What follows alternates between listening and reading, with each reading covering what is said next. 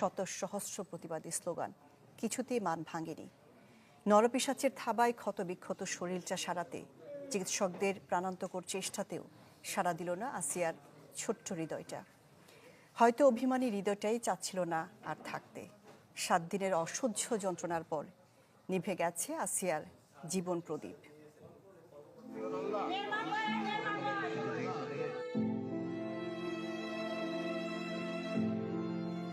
অবশেষে বর্বরতার কাছে হার মানল ছোট্ট আসিয়া। মাত্র 8 বছর বয়সে ধর্ষণের নির্মম অভিজ্ঞতা নিয়ে বিদায় নিল নিষ্ঠুর এই সমাজ থেকে।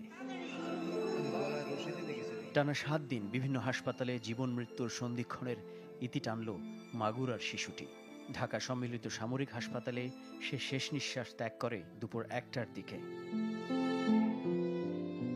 গেল 5 মার্চ নিজের বোনের স্বামী ও শ্বশুরের পাশবিকতার শিকার হয়ে মেঝেতে পড়ে থাকে শিশুটি। গুরুতর আহত অবস্থায় তাকে ভর্তি করা হয় হাসপাতালে।